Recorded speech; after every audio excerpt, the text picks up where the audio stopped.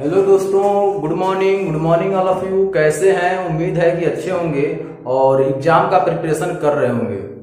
First of all आते ही सबसे पहले आपका हाल चाल लेते हैं कि आप कर क्या रहे हैं, क्योंकि ऐसा होता है कभी कभी जब मोटिवेशन नहीं मिलता है तो रास्ते बदल जाते हैं। ठीक है, तो रास्ते ना बदले इसलिए सबसे पहले आपका हाल चाल होए, उसके बाद फिर तो हम आगे क्लास को स्टार्ट करते हैं। ठीक है, जो इसके पहले हमने 5 वीडियो आपको दिया है, उस वीडियो में रीजनिंग का ही जो सिलेबस है पहला चैप्टर उसी के बारे में हम लोग पढ़ रहे थे। तो आज हम लोग पढ़ेंगे जो क्रम व्यवस्था परीक्षण का हम लोग पढ़ रहे थे, उसमें अगला क्रम है आपका क्रम व्यवस्था परीक्षण का टाइप 4 है। तो टाइप 4 के बारे में हम पढ़ेंगे। टाइप 4 में क्या प्रश्न पूछता है, कैसे प्रश्न आते हैं, इसके बारे में हम चर्चा करेंगे। क्योंकि पिछली वीडियो में हमने टाइप 3 के बारे में पूरा डिस्कस किया है, तो टाइप 3 में आप देख करके ही टाइप 4 देखिएगा। जब भी क्लास ज्वाइन कीजिएगा नेक्स्ट, तो पहले बैक क्लास जरूर देख लीजिएगा, क्योंकि बैक क्लास देखेंगे तभी अगला कॉन्सेप्ट क्लियर होने वाला है। ठीक है, अगर आप बिना बैक क्लास देखे और क्लास ज्वाइन करते हैं तो फिर आपको समस्या होगी कॉन्सेप्ट को समझने के लिए, और बार बार आप कमेंट करेंगे। तो कमेंट ना करें, इसलिए आप सबसे पहले पीछे का क्लास देखें। पीछे का क्लास देखने के बाद ही अगले क्लास को ज्वाइन करें। ठीक है, तो चलिए अब हम आगे पढ़ते हैं टाइप 4 में। तो एक पेन और एक कॉपी जरूर लेकर बैठिएगा। एक पेन और कॉपी लेकर बैठने से यह होगा, कुछ ऐसे पॉइंट मिलेंगे जो आप नोट कर लेंगे। जैसे हम यहाँ नहीं लिखते हैं तो आप सुनते हैं, या आपके लॉजिक के अनुसार है तो आप उसे नोट डाउन कर लेंगे। तो यह आपके लिए लाभदायक होगा। आपको और कहीं जाने की आवश्यकता नहीं है, सारा मटेरियल आपको यहीं प्राप्त होने वाला है। हमारे टेलीग्राम चैनल पर जाकर के ज्वाइन कर लीजिए। टेलीग्राम चैनल का लिंक डिस्क्रिप्शन बॉक्स में आपको मिल जाएगा।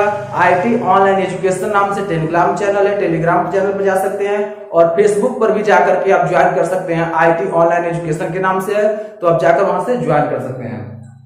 और YouTube पर अगर आप नए हैं तो हमारे YouTube चैनल को सब्सक्राइब करें, वीडियो को लाइक करें और शेयर करें, बेल आइकन दबा दें। बेल आइकन दबाने के बाद ऑल नोटिफिकेशन कर लें, ताकि जब भी वीडियो हम अपलोड करें तो सबसे पहले आप तक पहुंचे, किसी प्रकार की समस्या ना हो। तो चलिए आगे हम देखेंगे 6 वीडियो ये पढ़ रहा है आपका। तो आगे देखिए दिया है टाइप 4। टाइप 4 में देखेंगे भाषा पर आधारित प्रश्न होते हैं। ठीक है, भाषा पर आधारित जो प्रश्न होते हैं, इसमें भाषा से संबंधित लॉजिक दिया होता है। उस लॉजिक को हमें क्या करना होता है, सॉल्व करना होता है। तो उस लॉजिक को हमें कैसे सॉल्व करना है, इसके बारे में हम इसमें बात करते हैं। ठीक है, सभी लोग जुड़ जाइए, जल्द से जल्द क्लास स्टार्ट हो गई है, सभी लोग जुड़ जाए, अधिक से अधिक लोग जुड़ जाए। और जुड़ने के बाद अपना नाम कमेंट में जरूर लिखें। चलिए जुड़ते रहिए सभी लोग, और लिंक को शेयर करते रहिए ताकि अधिक से अधिक लोग जुड़ सकें। तो लिंक जब आप शेयर करेंगे तभी लोगों तक पहुंचेगा, क्योंकि हमारा एक सीमित दायरा है कि कहां तक कुछ लोग हमारे पास हैं जिन लोगों के पास मैं भेज सकता हूं। लेकिन आप जुड़े हैं ऑनलाइन, तो आप अन्य लोगों के पास अपने कांटेक्ट नंबर में, अपने व्हाट्सएप से, किसी माध्यम से लिंक को आप जल्द से जल्द शेयर करेंगे सभी सोशल मीडिया प्लेटफॉर्म पर, तो वहां से लोग जुड़ करके चैनल पर आएंगे। और चैनल पर आएंगे तो ये जो फ्री ज्ञान आपको दिया जा रहा है, कोई इसका चार्ज नहीं रखा जा रहा है। किसी भी और जगह जाएंगे तो आपको इसका पेमेंट देना पड़ता है, तो वो भी 6000 7000 एबव होता है। लेकिन आपको यहाँ फ्री ऑफ कॉस्ट दिया जा रहा है क्लासेस। तो सभी फैकल्टी मेंबर आपको स्पेशलिस्ट, यानी हर सब्जेक्ट के स्पेशलिस्ट टीचर जुड़ करके आपको कंप्लीट कराएंगे। यानी मैराथन बैच चल रहा है, अर्थात ये महासंग्राम बैच है। महासंग्राम बैच अर्थात ये पीईटी का जो 1 महीने बचा है, उसमें हम लोग रिवीजन करा रहे हैं, ताकि आपका मार्क अच्छा है और आप किसी भी फॉर्म भरने के लिए ग्रुप ग का एलिजिबल है। ठीक है, तो चलिए आगे हम देखते हैं। इसमें भाषा पर आधारित जो प्रश्न दिया है, इस प्रकार के प्रश्न में भाषा का एक दूसरे के सापेक्ष तुलना करते हैं। ठीक है ना, इसमें क्या करते हैं, एक दूसरे के सापेक्ष तुलना करते हैं और स्थान, आकार, स्थिति की समीक्षा करते हैं। इसका आकार क्या है, इसकी स्थिति क्या है, इन सभी चीजों का क्या करते हैं, समीक्षा करते हैं। तो चलिए आकार स्थिति की हम लोग समीक्षा करते हुए आगे बढ़ेंगे। तो यहाँ बस कॉन्सेप्ट को समझिए। कॉन्सेप्ट क्या कह रहा है, आकार, स्थिति और स्थान, किस स्थान पर है। ठीक है, आकार क्या है, मोटा है, पतला है, और स्थिति क्या है, वो लंबा है, छोटा है, किस स्थिति में है, इसके बारे में हम लोग चर्चा करते हैं। यानी उम्र किसी का ज्यादा है, किसी का कम है, ठीक है ना। तो इस प्रकार के प्रश्न इसमें आते हैं। इसी के साथ हम एक प्रश्न लेकर के आए हैं जिसमें आपको पूरा इसका जो टाइप्स 4 है, इसका जो भाव यहाँ दिया हुआ है, इस पूरा इसमें मिल जाएगा आपको, ठीक है। तो चलिए आइए हम प्रश्न को सॉल्व करते हैं।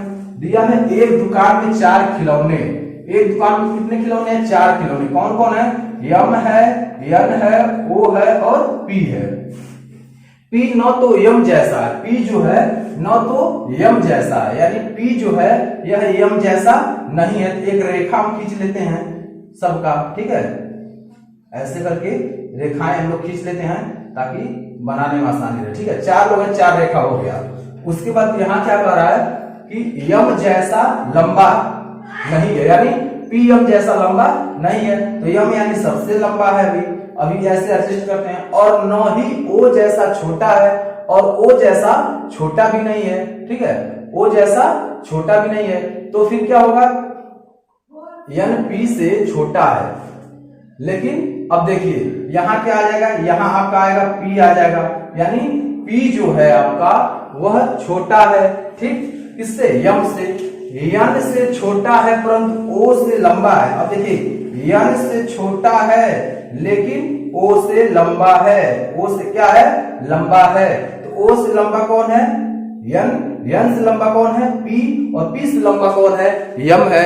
तो मुझे उम्मीद है ये पूरा आपको कॉन्सेप्ट जो है समझ में आ गया होगा, क्योंकि रीजनिंग है। जब तक इसे कॉन्सेप्ट नहीं समझेंगे तब तक लॉजिक आप इसमें लगा नहीं पाएंगे, तर्क नहीं लगा पाएंगे, ठीक है। और ये तर्क पर ही आधारित होता है। जो रीजनिंग होता है वो तर्क पर ही आधारित होता है, आपके दिमाग का भरपूर विकास करता है, ठीक है। तो आइए अब इसको देख लिया हमने, इसका पूरा सॉल्यूशन। अगर इसमें आपको किसी प्रकार की समस्या होती है तो आप कमेंट बॉक्स में जरूर लिखिएगा, ठीक है। तो सबसे इसमें पूछा क्या है कि अगर मोना, यदि मोना को सबसे लंबा खिलौना खरीदना है तो वह कौन सा खिलौना खरीदेगी?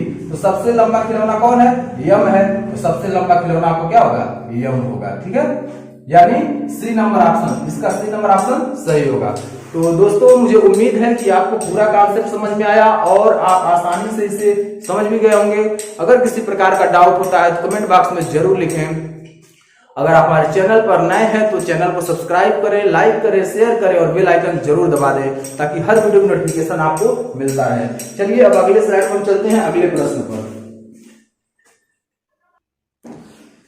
तो स्टूडेंट हम लोगों ने इसमें जो भी इसका कॉन्सेप्ट था पढ़ चुके हैं। अब हम आगे जो पढ़ रहे हैं, यानी कॉन्सेप्ट क्लियर कराने के बाद एक एग्जांपल आपको समझा दिए, उदाहरण समझा दिए हैं। अब हम चल रहे हैं आगे इसका 2, 3, 4 4 प्रश्न हम इसमें करेंगे इस टाइप का, ताकि आपका क्लियर हो जाए। और चौथा प्रश्न आपके लिए रहेगा होमवर्क, आप खुद करके आएंगे, ठीक है।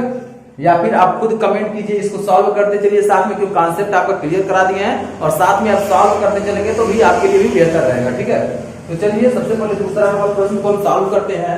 इसमें दिया हुआ है सीमा का छोटा भाई, सीमा का छोटा भाई सोहन सीता से आयु में बड़ा है। सीता से क्या है?